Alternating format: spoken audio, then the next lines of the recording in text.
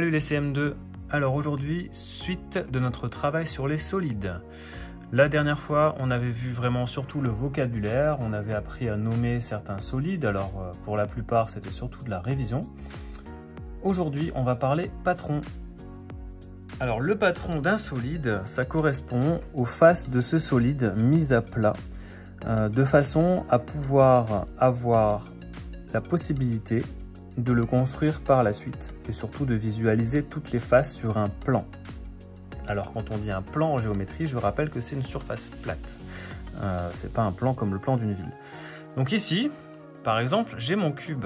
Alors si vous vous rappelez bien de la semaine dernière, mon cube a 6 faces, il a 12 arêtes et il a 8 sommets. Je rappelle que les arêtes, ce sont ces parties-là, les sommets sont ici et les faces, ce sont des carrés sur le cube. Si je veux visualiser le patron de mon cube, en fait, alors si j'ai choisi ce matériel-là, c'est justement parce qu'on peut le faire. C'est comme si je dépliais mon solide et que je le mettais à plat. Alors, beaucoup dans la classe ont déjà pratiqué avec ce matériel-là, puisque je le laissais en accès libre pour que vous puissiez créer vos propres solides. Vous avez donc déjà expérimenté, vous savez comment ça fonctionne. Donc je vais déjà commencer par déclipser ce côté-là. Voilà, vous avez vu, j'ai une face qui s'est déjà dépliée. Ensuite, je vais faire pareil de l'autre côté. Hop, voilà. Et je vais déclipser ici. Ce qui fait que mon solide, il est à plat. Voilà. Donc, ça, c'est le patron le plus classique. C'est celui qu'on connaît le mieux, qui est en forme de croix. Donc, on retrouve bien les 6 faces, d'accord, du cube. Et puis, voilà, ils sont reliés, ils ne sont pas reliés n'importe comment, puisque ces deux faces-là se relient ici. Et une fois que le cube sera monté, ça formera une arête. Comme je l'avais dit la dernière fois, une arête, c'est l'intersection de deux surfaces planes. Et vous voyez bien que là, on a les deux surfaces planes qui se rencontrent et qui forment l'arête. Ce côté-là du carré, au montage, va venir s'appliquer ici. Et effectivement, si on relève les deux côtés, on voit bien que ces deux côtés viennent se rencontrer pour former une autre arête. Donc là, j'ai formé 3 arêtes juste en relevant ces deux faces. Alors, aujourd'hui, la vidéo, ça va être un petit peu une vidéo interactive. C'est-à-dire que je vais vous demander de travailler en même temps que vous regardez cette vidéo. Je vais vous faire des choses, voilà. Il vous faudra mettre la vidéo en pause, prendre le temps de faire ce que je vous ai demandé. Alors, ça pourra vous prendre plus ou moins de temps. Vous pourrez très bien passer un quart d'heure, revenir même sur la vidéo une demi-heure après pour vérifier ce que vous avez fait. Mais le but vraiment c'est que vous jouiez le jeu. Voilà, ça sert à rien de regarder cette vidéo du début à la fin sans faire ce que je vous demande, parce que voilà, clairement en classe, quand on travaille sur les patrons des solides, on manipule.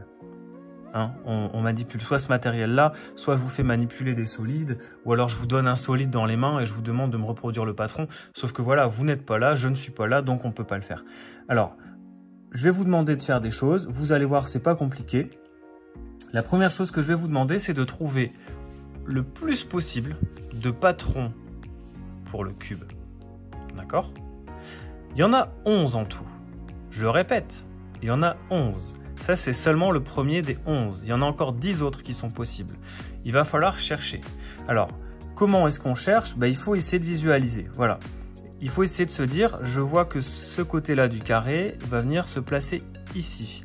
Donc, en toute logique, ce côté-là devrait venir se placer ici. On essaye. Alors, les deux ici, hop. Et j'ai bien effectivement le côté que j'ai dit qui vient se placer là. Mais alors, regardez maintenant ce qui se passe si je détache ici à la place. J'ai un tout autre patron. Et on est bien sur un cube encore. Il y a juste un carré qui s'est déplacé. D'accord? Alors, la preuve que j'ai encore un cube, je vais le remonter. Hop, je clipse. Je clipse. Je clipse et je clipse. Voilà, donc je vous en ai montré 2. Donc maintenant ça va être à vous de jouer. Vous allez pouvoir dessiner sur une feuille pour trouver le maximum de patrons possible. Vous pouvez aussi essayer de construire les choses, de les découper et de les monter en fait, les cubes. Je vous montre ça à main levée tout de suite. Alors si je reprends le premier patron, on avait dit qu'on avait donc une série de 4 carrés Alors bon là ce sont des rectangles, mais c'est pas ce qui est important. L'important c'est de visualiser la construction du solide. Et ensuite on avait 2 carrés sur les côtés. On savait que ce côté-là allait ici, donc celui-là va se retrouver de l'autre côté, ainsi de suite. On en a fait un deuxième. Le deuxième ressemblait à ça. Donc on avait de nouveau les 4 carrés, sauf qu'on avait un carré ici et un autre ici. Ce qui fait que voilà, il s'est juste décalé, on va dire, un petit peu sur la gauche. Vous pouvez déjà essayer de faire des petits patrons comme ça à plat, et puis essayer de les découper. Voilà, une fois que vous les découpez, vous voyez si ça fonctionne, si ça reforme un carré ou si c'est bancal. C'est pas très compliqué. D'ailleurs, soit dit entre parenthèses, dans le travail d'aujourd'hui en mail, on vous a envoyé un patron de cube déjà tout fait. C'est-à-dire que vous n'avez plus qu'à le découper et à le monter en mettant la colle sur les languettes. Donc il faut faire attention de ne pas couper les languettes. Et du coup, ça vous permettra déjà de le faire une première fois et de prendre un petit peu, on va dire, d'expérience dans le montage d'un solide. Alors, on va arrêter là pour le moment. Je vais vous laisser partir. Vous allez faire des recherches, vous prenez le temps qu'il faut. Ne trichez pas, puisque voilà, je sais, je l'ai vu plusieurs fois. Je sais qu'il y en a qui prennent pas la peine de chercher vraiment et qui vont chercher des réponses sur Internet. Je rappelle ce que je vous dis toujours en classe. Ça ne sert à rien. Vous n'apprenez rien en faisant ça. Vous prenez une connaissance sans chercher forcément à la comprendre. Et au final, voilà, vous manquez toute cette phase de test et d'expérimentation qui est pourtant très importante. Donc là, je compte sur vous. Alors, j'ai dit qu'il y en a 11. Là, j'en ai mis 2. Donc, il en reste... Vous savez compter? Il en reste combien? 9. Donc, vous devez en trouver 9 au maximum. Vous n'en trouverez pas plus. Alors, je ne vous demande pas de trouver les 9. Hein. Mais si déjà vous en trouvez 2, 3 ou 4, ben, ça sera déjà très très bien. Prenez le temps de chercher. On se retrouve dès que vous aurez fini vos recherches pour voir un petit peu combien on pouvait trouver de patrons. Bon courage! Si tu es encore là et que tu n'as pas encore fait tes recherches, alors dépêche-toi de mettre en pause et fais tes recherches tout de suite. Si tu as fini tes recherches et que tu veux voir un petit peu les solutions qui étaient possibles, alors on va regarder ça ensemble. Bien, alors on va reprendre les patrons qui étaient possibles de trouver déjà à main levée et ensuite on les reproduira avec mon matériel.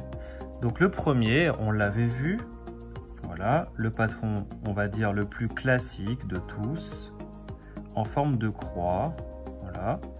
Alors encore une fois, le mien n'est pas très beau, mais c'est pas le but, hein. On n'est pas en train de faire quelque chose qui est destiné à être construit.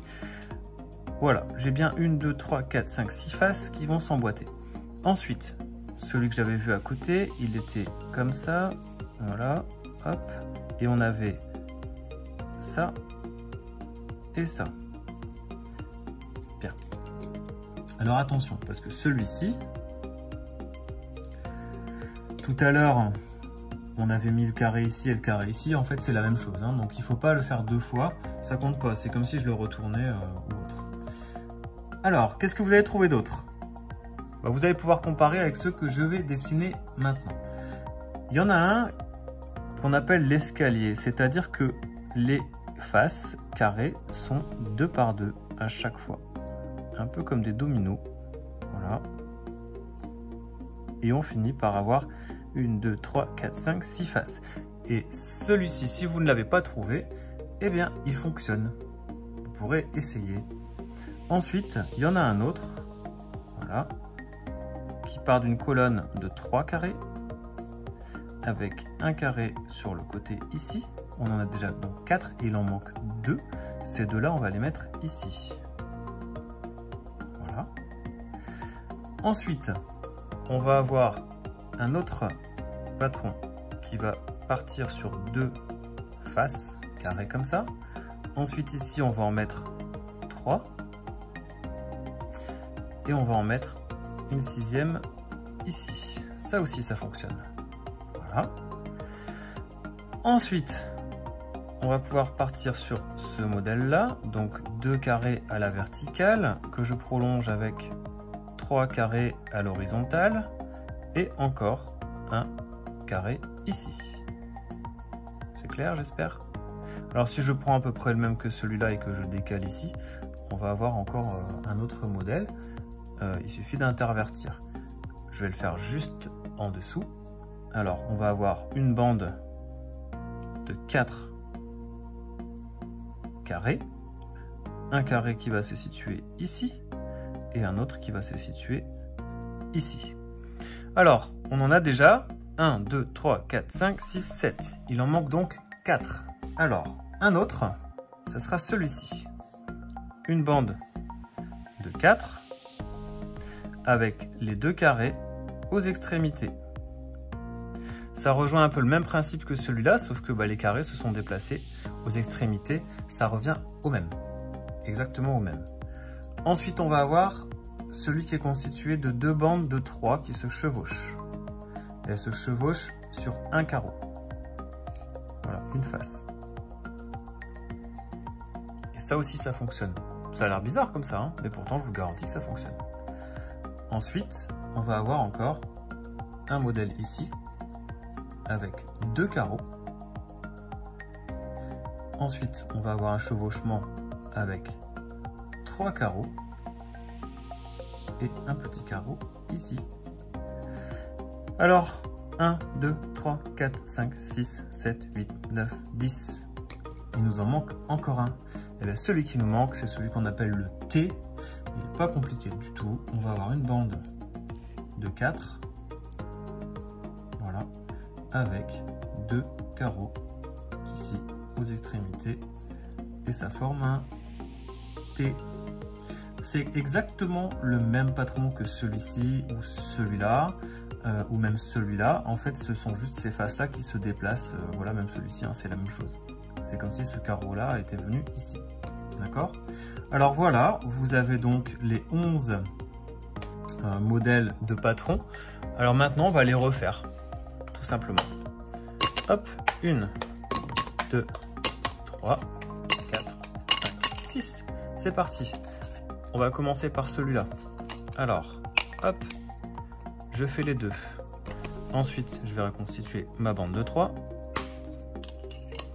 Comme ceci. Et je vais venir la clipser en dessous. Voilà. Et je dois rajouter donc un carré ici.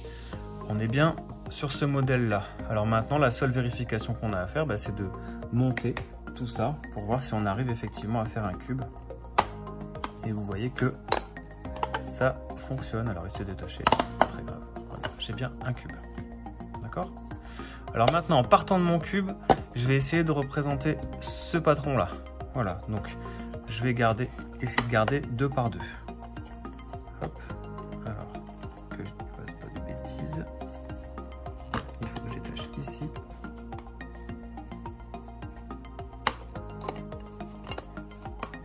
Hop, il s'est cassé, c'est pas grave. Donc voilà mon fameux escalier. Voilà, donc celui-ci, on l'a ici. Encore une fois, si on vérifie, on clipse, et on clipse. Et on a le cube. Voilà. Alors, on va pas tous les faire, hein. Je vous garantis que tous les patrons que je vous ai montrés fonctionnent bien. Je vais juste en faire un dernier, je vais faire celui en forme de T. Hop, je déplie comme ça. Regardez, il est là. Donc évidemment, hein, si je décale, j'en ai un autre. Si je décale ici, j'en ai encore un autre. Si je décale ici, j'en ai encore un autre. Ça, voilà, ça c'est celui en forme de S. Et regardez, à chaque fois quand je vais essayer de reconstituer mon solide, ça va fonctionner. Voilà. Alors, à cette étape de la vidéo, normalement, vous avez donc dû construire votre petit cube en papier. J'espère que ça a été, que vous n'avez pas trop pesté, que vous n'avez pas eu trop de colle sur les doigts. Vous avez dû rechercher des patrons que vous en avez peut-être trouvé, je l'espère. Maintenant, on va passer à des défis un petit peu plus difficiles. C'est-à-dire que je vais vous montrer des solides. Vous allez devoir à chaque fois mettre la vidéo en pause, essayer de trouver le patron qui pourrait correspondre à ce solide, vous le dessinez à main levée, d'accord? On est vraiment sur du dessin à main levée, et ensuite je vous donnerai la réponse. Donc il faudra vraiment à chaque fois que je dis de mettre pause, parce que sinon vous allez voir la réponse juste derrière, et encore une fois ça n'aura pas d'intérêt. Vous êtes prêts?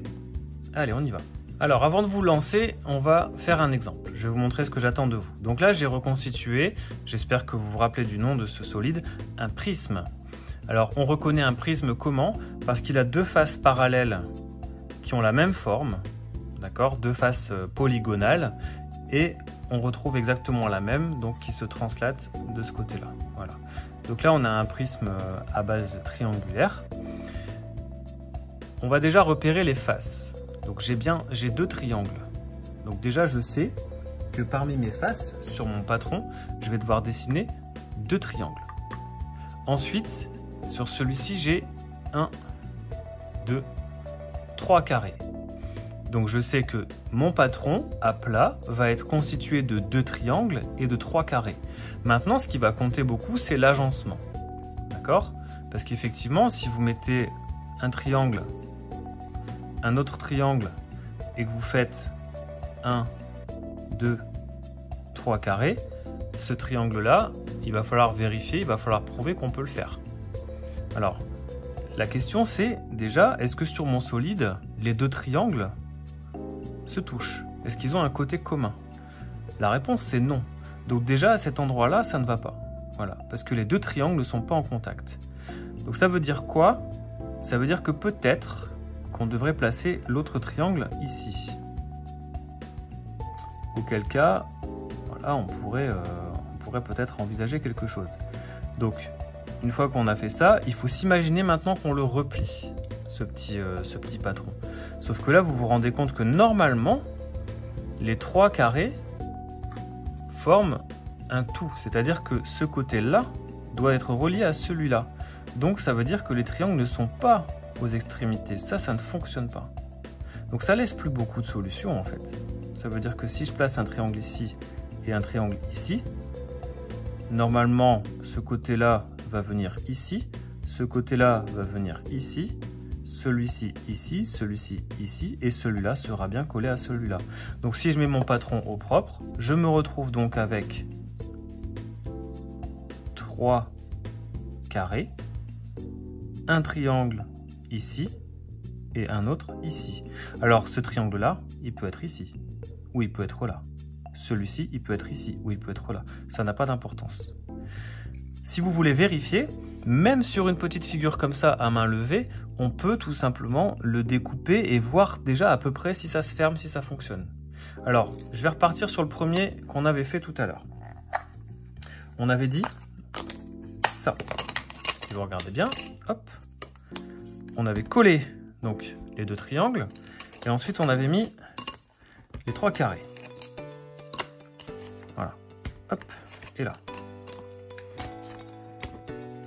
Alors, pourquoi ça ne fonctionne pas? Ben regardez, on va essayer de le construire. Hein. Donc on va fermer ici, hop. Et là déjà, ça commence à coincer. On ne peut rien faire. On ne peut pas fermer, ça ne fonctionne pas du tout. C'est complètement fou. Voilà. Donc maintenant, on va faire le deuxième. Ce qu'on avait fait, rappelez-vous, donc on était parti comme ça. On avait mis le deuxième triangle au bout. Alors maintenant, on peut essayer de refermer, mais encore une fois, vous voyez, ça ne fonctionne pas et on va avoir quelque chose qui est fermé. Il n'y a pas de possibilité de le fermer, ce solide. Donc on n'est toujours pas bon. Maintenant, on va placer les triangles comme on l'a mis sur le patron définitif, celui qu'on pense être le bon. Voilà. Et on va essayer. Alors on va déjà clipser ça ici. Là. Et il ne reste plus qu'à fermer sur les côtés. Voilà, mon solide est terminé. Je pense que voilà, c'est pas trop compliqué à voir. Donc là, le prochain, ce sera à vous d'essayer de faire le patron à main levée sur feuille. Surtout, n'hésitez pas à découper votre travail, à vérifier, à vous gratter la tête un bon coup s'il le faut. C'est vraiment un vrai travail de recherche. Voilà. Si vous vous trompez, c'est pas un drame, bien au contraire. Comme vous le savez, je dis toujours en classe, c'est en faisant des erreurs qu'on finit par apprendre, vraiment. Donc là, faites vos erreurs, trompez-vous, recommencez s'il le faut. Prenez le temps qu'il faut, revenez sur cette vidéo à tête reposée s'il le faut, mais faites vraiment quelque chose de bien, un peu comme si on était en classe. Bien, voici une pyramide. Donc je vous la remontre sous tous les angles. Donc vue d'en haut, avec son apex ici. Donc on a bien 4 faces triangulaires, c'est donc une pyramide à base carrée. Et la base carrée, la voici. Ça veut donc dire qu'on a 1, 2, 3, 4, 5 faces, 4 triangles et un carré.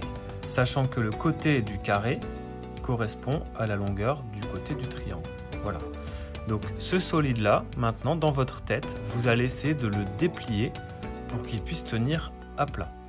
Encore une fois, il n'y a pas qu'une solution, il y en a plusieurs. Donc cherchez, essayez, découpez, collez, faites ce que vous voulez, mais essayez de trouver ça. Encore une fois, on ne triche pas. Alors, à 3, on met pause. 1, 2, 3, pause.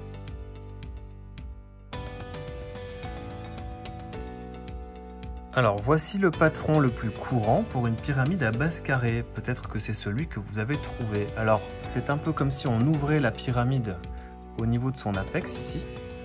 Voilà. Et qu'on dépliait ces 4 côtés. Donc ça, c'est un des patrons de la pyramide. Alors, il n'y en a pas qu'un, comme pour le cube, il y en a 8. Donc, je vais vous dessiner les 8 et vous verrez si ce que vous avez proposé figure parmi la liste des patrons. Voici l'intégralité des patrons de pyramide à base carrée que vous pouviez trouver. Donc à chaque fois, on a la base au carré, qui est là à chaque fois. Et donc les triangles, il faut être vigilant pour s'assurer qu'à chaque fois qu'on va replier, on va bien faire correspondre les côtés où il le faut. Donc, par exemple, ce côté-là va venir ici, ce côté-là va venir ici, ce côté-là va venir ici. Voilà. Donc à chaque fois, vous voyez que les triangles, là, ici, sont déjà prémontés. Ça veut dire que ce côté-là va venir se coller ici. Et ensuite, on va rabattre tout ça sur le carré, un petit peu comme un petit chapeau. Alors, on peut en tenter. Si vous voulez en faire, on peut en faire un ou deux. Donc, je vais faire celui-ci. Donc, comme ça. Comme ça. Et comme ça. J'ajoute mon carré. Voilà, ça paraît un petit peu bizarre comme ça, mais comme je disais tout à l'heure, donc je relie ces deux côtés-là et je rabats comme un petit chapeau. Et j'ai ma pyramide. Voilà. Encore une fois, je peux déplier ici et là, et je me retrouve avec ce format-là qui correspond à celui-là. D'accord? C'est à main levée, bien entendu, mais on reste sur le même schéma. Ce triangle-là peut venir ici, sans problème. Et du coup, je me retrouve avec ce schéma-là. C'est la même chose, c'est juste qu'il est dans le sens. Hop, c'est bien celui-ci. Ensuite, si ce triangle-là, je le mets là, hop, je me retrouve avec celui-ci. Et ça fonctionne. Regardez, je clipse. J'ai la moitié de ma pyramide et je reclipse. J'ai ma pyramide. Bien, j'espère que vous avez trouvé ce travail un petit peu difficile, puisque j'avoue que c'est quand même le but là aujourd'hui de vous faire un petit peu transpirer du cerveau. Alors en voici un autre, le tétraèdre. Tétraèdre, 4 faces, je l'ai dit la fois dernière, 4 triangles identiques. Donc ici on a 4 triangles équilatéraux, pardon. Ouh là là. Donc voilà, encore une fois, je vous laisse l'observer. C'est exactement pareil que ce qu'on a fait pour la pyramide, sauf qu'au lieu d'avoir une base carrée, on a une base triangulaire. Allez, 1, 2, 3, pause.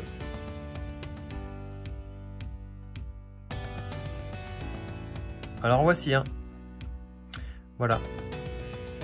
C'est encore une fois l'un des plus courants. Alors on va relier ici.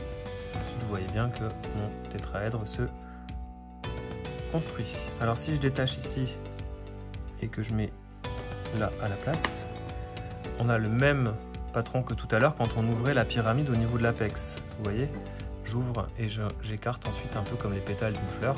Et donc on va bien voir les 4 triangles équilatéraux. Voilà, je pense que vous avez trouvé la solution, c'était pas très difficile. Alors on va en faire un dernier. Alors voici un parallélépipède rectangle. On peut aussi l'appeler pavé droit. Donc, alors, on va considérer qu'ici ce ne sont pas deux carrés côte à côte, mais que c'est un rectangle, parce que j'ai pas de pièce rectangulaire. Donc on a un pavé droit, parallélépipède rectangle, je le répète, avec donc, j'ai fait exprès de mettre des couleurs différentes. 1, 2, 3, 4 rectangles, et aux extrémités, 2 carrés. Je remontre, 1, 2, 3, 4 rectangles, et aux extrémités 2 carrés. Alors, vous me faites 1, 2 ou 3 patrons. On peut en faire plusieurs. Un petit indice, repensez au cube. Allez, 1, 2, 3. Pause.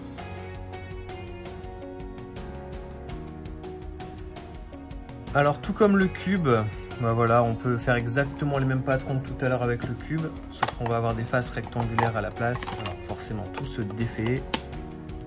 Hop. Le plus simple étant la croix. Voilà, qu'on va retrouver. Donc, alors je vais plutôt, pour que ce soit bien visible, la faire comme ça. Voilà. Donc on a bien une croix avec un rectangle ici, un autre ici, un autre ici, un autre ici, et les carrés des extrémités. Donc ça, c'était le patron le plus simple. Mais bien entendu, comme tout à l'heure pour le carré, on pouvait très bien mettre le carré ici, ou on pouvait le remettre ici, ou alors on pouvait mettre les rectangles en quinconce, mais c'était un peu plus compliqué. Mais je pense que voilà, j'espère que vous avez trouvé. Alors, on va faire une dernière activité. Vous allez devoir chercher chez vous quelque chose qui a la forme d'un solide régulier. Donc je rappelle les solides réguliers qu'on a vus ensemble, ce sont les cubes, les pavés droits, les pyramides, les prismes. Voilà, on va rester sur bon, le tétraèdre, allez je le compte aussi, mais si vous en trouvez un chez vous, ça sera quand même assez exceptionnel puisque c'est pas une forme qu'on rencontre beaucoup au quotidien. Vous allez donc rechercher un objet qui a la forme d'un de ces solides réguliers. Cet objet-là, vous allez du coup l'étudier, vous l'aurez dans les mains et vous allez essayer de m'en faire le patron.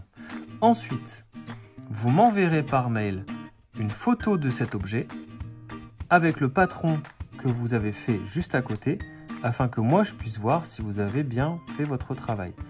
Ensuite, je ferai une petite compilation des meilleurs objets. Je referai un document que j'enverrai à tous les élèves de la classe et ils devront déjà identifier le nom des solides que vous avez trouvés et puis valider ou non si votre patron est correct. Alors j'espère que ma consigne a été assez claire. Je vous montre un exemple tout de suite avec un objet de chez moi. Et voilà, un livre tout simplement. Alors ce livre, on est bien sur un polyèdre, d'accord? On est sur un solide qui est régulier. Alors on va regarder ensemble de quoi il se compose ce solide, ce polyèdre. On a deux rectangles ici qui sont identiques, d'accord? Donc on va dire qu'on a déjà deux faces ici. Ensuite sur la tranche on a un rectangle qui est très long, donc une petite largeur et une grande longueur, et on a le même ici, d'accord? Voilà. Et aux extrémités on a de nouveau deux rectangles longs avec la même largeur et ici. Donc là j'ai fait le tour de mes 6 faces. Ça veut donc dire que si je reprends ce que j'ai fait tout à l'heure, je vais avoir alternativement un rectangle de grande surface qui correspond donc à ma couverture. Ensuite ici je vais avoir un long rectangle donc que je peux dessiner ici. La quatrième de couverture, je vais avoir encore un rectangle qui est identique au premier, donc je vais le refaire. Voilà. Ici ma tranche, je vais faire donc encore le même rectangle que tout à l'heure. Voilà. Il me manque les deux rectangles des côtés. Alors, si je regarde bien, je vais devoir les mettre ici. Et là. Voilà. puisque ce côté-là va venir se coller ici, et ce côté-là va venir se coller ici. Là, j'ai le patron de mon livre, voilà, en respectant à peu près les proportions. Je vous demande de faire la même chose. Alors, vous pouvez pousser le travail, ceux qui sont vraiment à l'aise là, ceux qui se sentent très bien et qui se disent mais c'est super facile ce qu'il est en train de nous demander là, c'est doigt dans le nez. À ce moment-là, vous pouvez vous amuser à prendre les mesures de l'objet et à me faire un patron à l'échelle. C'est-à-dire que vous allez à chaque fois respecter les mesures, faire les angles droits et avoir quelque chose que vous pourrez même découper ensuite et fabriquer, et vous aurez un solide, un polyèdre exactement identique à ce que vous aviez au départ. Donc voilà. Je pense que vous devriez facilement trouver un objet. Alors attention, parce que je suis habitué à vous, je vous connais parfaitement. On ne prend pas de livre, d'accord? Puisque forcément je viens d'en faire un, ça ne sert à rien de refaire la même chose que moi. Donc vous choisissez quelque chose qui est chez vous. Cherchez bien, vous allez forcément trouver. Ça peut être un jouet, ça peut être un objet du quotidien. Demandez à vos parents. Dans tous les cas, voilà, je pense que ça peut être intéressant de comparer ce que vous avez fait chacun. Alors, on va vous laisser tout le week-end pour faire ça. Vous avez la possibilité de nous renvoyer ça jusqu'à lundi. Hein. C'est pas, voilà, ça peut prendre un peu de temps, surtout si vous avez envie de bien faire les choses. Alors, nous arrivons à la fin de cette vidéo. J'espère que vous avez joué le jeu. J'espère aussi que vous avez à peu près compris là où on devait en venir. Bon, il y a quand même une bonne part de rappel, puisque ce ne sont pas des choses qui sont tout à fait nouvelles. Dans tous les cas, voilà, on va continuer à travailler un petit peu là-dessus. Surtout, encore une fois, je le dis à chaque fois, mais vous ne le faites pas tous, malheureusement. S'il y a une difficulté quelconque, contactez-moi, envoyez-moi un mail, un SMS, j'essaierai d'y répondre. Alors je rappelle que le lundi et le jeudi à partir, enfin depuis plutôt lundi dernier, je suis en classe et Madame Avez est en classe les mardis et vendredis. Donc forcément, si vous essayez de nous contacter ces jours-là, c'est beaucoup plus difficile pour nous de vous répondre. Le mieux, c'est donc de nous contacter sur nos journées de présence en télétravail. Je vous souhaite à tous un bon courage et puis peut-être à bientôt pour certains qui font la demande pour revenir en classe. Je vous attends. Allez, à bientôt les CM2.